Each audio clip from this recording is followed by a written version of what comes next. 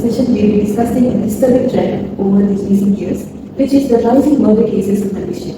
To discuss about this topic, we have one of our advocates who works in these murder cases. Let's welcome Ms. Puvani. Hi, Ms. Puvani. Can you please give a small intro regarding your murder cases in Malaysia?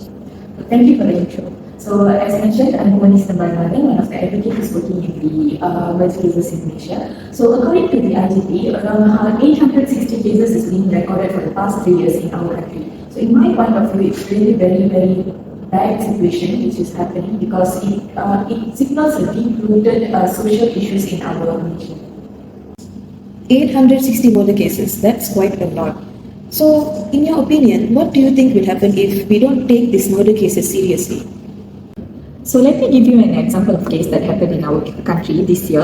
A 31-year-old woman was murdered by her husband in Kota Kinabalu, Sabah. So we got to know this murder happened due to a heated argument between husband and wife. So when we see a lot of murder cases nowadays is happening between the known persons, which is like a father killing his daughter, friend is murdering his own friend, and murders between cousins and so on. So this brings a very big social issue where a community has the trust issue and safety issue. They will start isolate themselves and avoid socializing with people because they can't trust even their own family members and friends.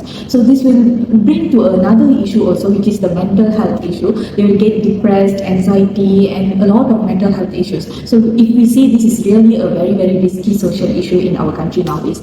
And I'll give you another case also, which is happened this year too in July, where a UPSI student named Farah Kartini was murdered by her friend also, and the one who murdered her was a police officer. So this also brings a very big social issue where a police officer is murdering a person, and this brings that community will be having a big fear. Even the one who has to protect the community also is involving in murder cases nowadays. It's concerning, isn't it? As a society, we should feel sorry for both the victim and also the abuser.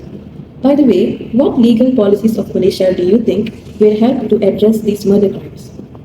Under the legal framework, Section 302 of the Penal Code, the murderer will be punished to death or life imprisonment. Apart from that, we have the Domestic Violence Act, also known as the DVA. Actually, a lot of public doesn't know about this act. So let me explain a bit about this act. It's an essential for addressing the domestic violence that happening around us and offering a victims a legal route for protection and also security and safety. It also helps them to create awareness of domestic violences that happening to them.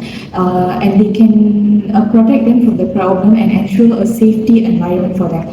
The bodies who's working under this act is actually a lot of people, for example, police, counselors, psychologists, and so on. If a person is having a problem according to the domestic violences such as abuse or bully or as I said, the murder case before, husband murdered the wife due to the arguments between them, they also can come and complain under this act. So the persons, for example, counselor will be helping them in their mental health issues because these murders all are happening due to the mental health issue. So I wish and I request to the public to learn more about this act and please be aware of this act and make sure your safety is in your hand and complain if anything bravely. Don't worry about anything. Act as fast as you can and complain under the Domestic Violence Act.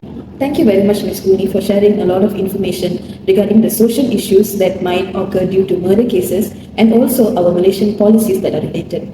Before we end our interview session, is there anything you would like to add, Ms. Puvani? Yes, I would like to say that with better support system in places and stronger policies, we can work towards reducing violent crimes and improving community safety. Thank you. With that being said, we have come to the end of the interview session, and thanks for watching.